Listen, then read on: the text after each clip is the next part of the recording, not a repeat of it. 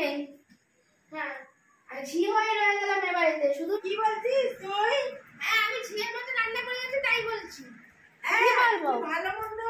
Good morning, কেমন আছো সবাই? আশা করছি সবাই ভালো আছো। মন্দিরে পুজো হচ্ছে আর আমি এখন বাবাকে নিয়ে যাচ্ছি সকাল সকাল মর্নিং ওয়াক করতে। একদম হাঁটতে বেরোয় না, তার জন্য এখন হাঁটতে নিয়ে যাচ্ছি। ঠিক করছি কি ভুল করছি বলো তো?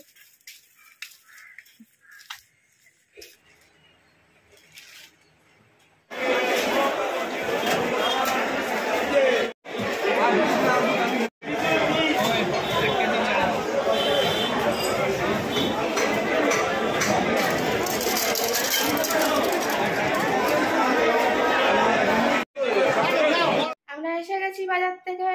এই যে বাবাকে আবার জিজ্ঞেস করো মর্নিং ওয়াকটা কেমন করে হলো, মানে কি কেমন লাগলো মর্নিং ওয়াক করে। এই যা এই যা মুড়ি কি তুমি 1 কেজি বলেছো? না, কত প্রশ্ন। 1 কেজি বলেছো? হ্যাঁ, কিসে রাখবে? এই যে এদিকে, কিসে রাখবে? এদিকে তাকাও, এইদিকে তাকাও। ওখানে তো মুড়ি আছে না? আরে ওইদিকে তাকাও না, ওইদিকে কথা বলার কি আছে, এদিকে তাকাও।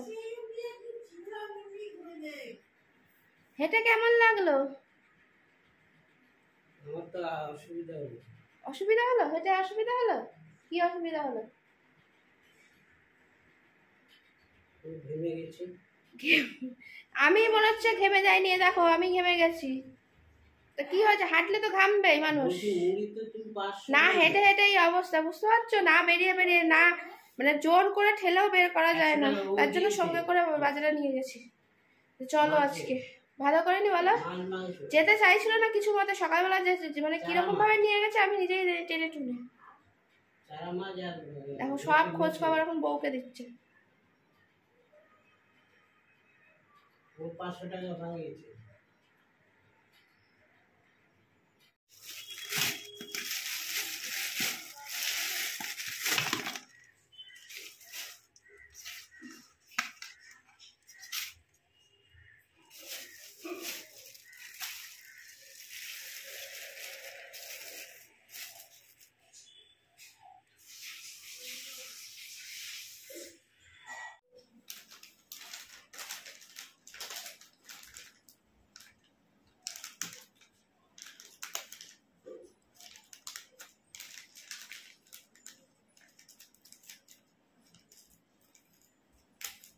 সবটা ঢালবো না, অর্ধেকটা ঢালবো?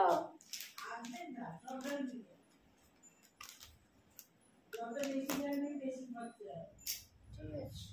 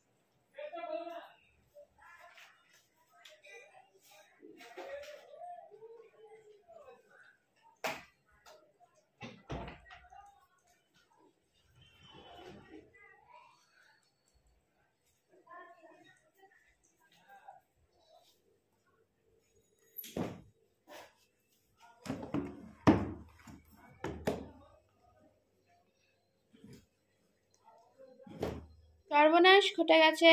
এ দেখো আমার মায়ের জোয়ানে জল, ওপরে গিয়ে জোয়ান তুলতে গিয়ে দেখছি এই অবস্থা। কখন বৃষ্টি এসছে জানি না, বোঝা যায় নাকি ছাদের দরজা সবসময় বন্ধ থাকলে? তাড়াতাড়ি করে যেতে পারেনি, মানে তাড়াতাড়ি করে আমি জানিই না বৃষ্টি কখন এসছে। গিয়ে দেখছি এই অবস্থা। আবার ধুয়ে ভালো করে এটাকে রোদে দিতে হবে, নুন আবার লেবু ঠেবু দিয়ে। কি অবস্থা হয়েছে, শুকিয়ে গেছিল, শুধু শুধু আজকে মা দিয়েছে। আমি বাজারে গেছিলাম, জানি না কখন বৃষ্টি এসছে, ব্যাস এর অবস্থা বেহাল হয়ে গেছে। মায়ের মাথা পুরো গরম হয়ে গেছে, মা এখন ঝাঁট দিচ্ছে, জানি না এখন কি হবে। যদি আবার মেঘ করেছে, কিন্তু তাও এতগুলো যেহেতু জামা কাপড়ের জন্য এখানে ছাদেই মিলে দিলাম। জানলায় জানলায় কত মিলবো। মেলা হয়ে গেছে, কমপ্লিট। চলে যাই আবার, তো ছাদে মানে তাড়াতাড়ি দিতে হবে, সমস্যা। আবার এখনো জোয়ান মাঠ ধুয়ে টুয়ে ওটা ঠিক করছে, তারপরে ওইটাকে আবার দিয়ে যেতে হবে। রোদে না সকালে কি করে শুকাবে বলে? এই বৃষ্টি বাদলার দিনে না এইসব জোয়ান ফোয়ান দেওয়া খুব সমস্যা। আর মাও বোঝেনি, আমিও জানি না যে কখন বৃষ্টি হয়েছে, ড্যাব ড্যাবে হয়ে গেছে। এ দেখো মা কি কাজসাজি করছে আবার, এই ড্যাব ড্যাবে ভিজাটাকে কড়াই ধরে নাড়ছে।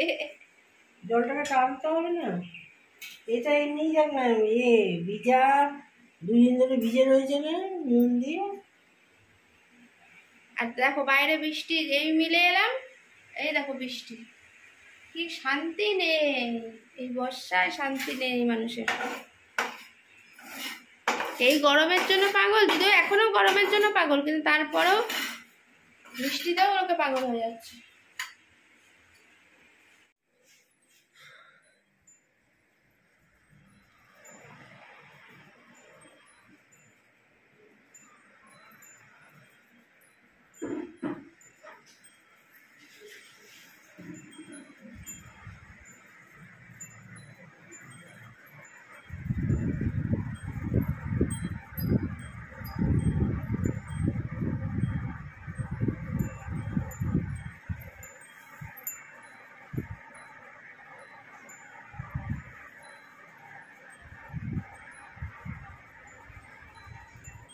আমাদের আজ লাঞ্চ মেনুতে কি আছে, এই দেখো টমেটো দিয়ে করেছে মা মসুরির ডাল, আলু সিদ্ধ পেঁয়াজ লঙ্কা দিয়ে ভেজে মেখেছে, উচ্ছে আলু চচ্চড়ি করেছে, পাঁপড় ভাজা করেছে।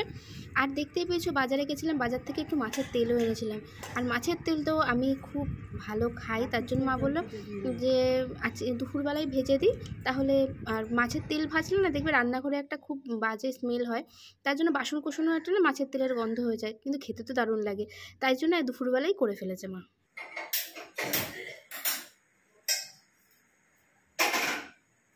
তাকিয়ে আর লাভ নেই, হ্যাঁ আর ঝি হয়ে রয়ে গেলাম এ বাড়িতে, শুধু রান্নাই করে যাই, আমি রান্নাই করে যাই, ঝিয়ের মতো শুধু কাজই করে যাচ্ছি। এটা ছাড়া আমার কি কাজ আছে, শুধু রান্নাই করে যাচ্ছি। কি বলছিস তুই? হ্যাঁ আমি ঝিয়ের মতো রান্না করে যাচ্ছি, তাই বলছি। ভালো মন্দ হলে করো, আর আমি যে রোজ রোজ করি ভোরবেলা উঠে রান্না। তার জন্য তো বেশি খাটনি, তুমি তো সকালবেলা করে না, সকালবেলা যাও ভাত করে না, এখন কষা কষা রান্নাগুলো কষ্টের কাজ।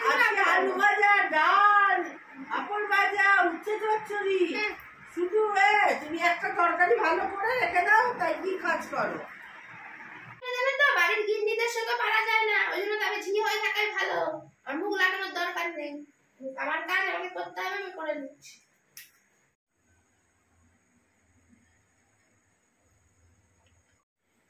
আবারও করতে চলে এসেছি, মেটে কষা করবো এখন, বুঝেছো? একটা মাছকেও নিয়ে আসছি, সকালবেলা দেখিয়েছি তোমাদের, এখন সেটা রান্না করবো। এর মেটেটা আমাদের বাড়িতে সবাই খেতে খুব পছন্দ করে, তার জন্য নিয়ে এসেছি, আর খাওয়াটাও খুব উপকার মেটে।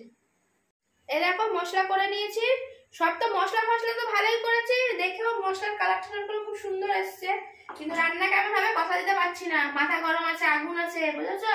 বাড়ির গিন্নির যা কথা, ট্যাকস ট্যাকস কথা, আমাকে করতে হচ্ছে, আমি বুঝছি। আর বাড়ির মালিক ওখান থেকে উকি মেরে আমার দেখছে, গিন্নির স্বাদ দিচ্ছে।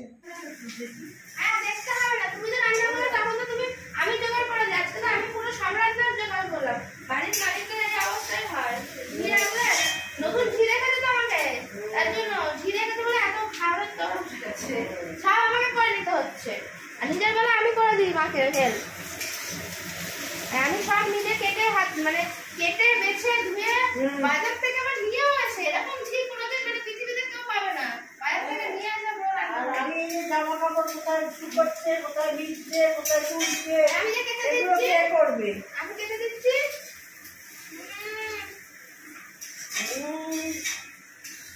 বাড়ির ঝিদের কাছে সবসময় বাড়ির মালিকদের এরকম বলতি বালতি হয়ে যায়, আর কিছু বলার থাকে না, এত বেশি খাটিয়ে নিচ্ছে কি বলবো, বিনা পয়সা, তা আবার এরকম ঝি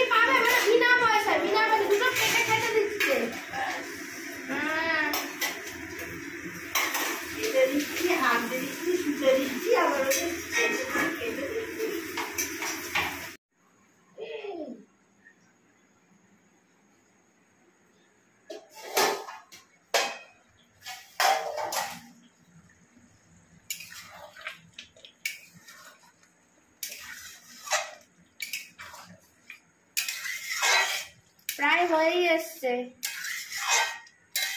এবার শুধু পেটে যাওয়ার অপেক্ষা।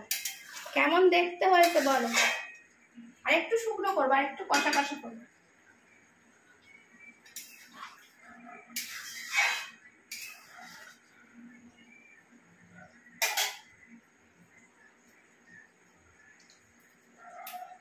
বারো বসে আছো কেন? যাচ্ছি তো রে। আমি রান্না করবো, আমি পারবো। তুমি পারো না না, তুই রান্না না, করবি আমি রান্না করলে তুমি পারবে না। না, বাড়ির গিন্নিরাই পারে, কি বলো? আমি তো বাচ্চা মানুষ, আমি তো বাড়ির ঝি, না কি বলো?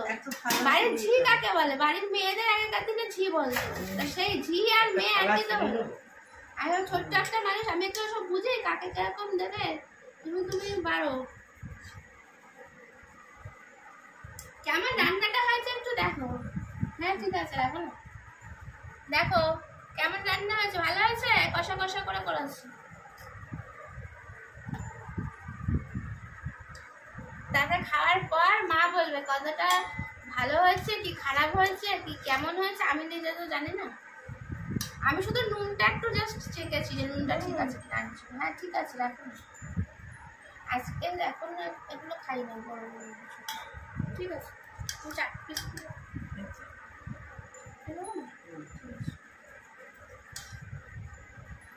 আলু কত? তুমি তো আলু টালু কিছুই নাও না।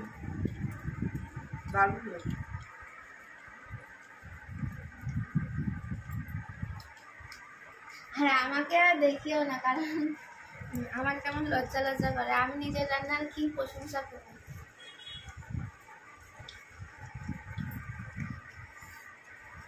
বাবাকে জিজ্ঞেস করো কেমন হয়েছে। বাবা খাইনি,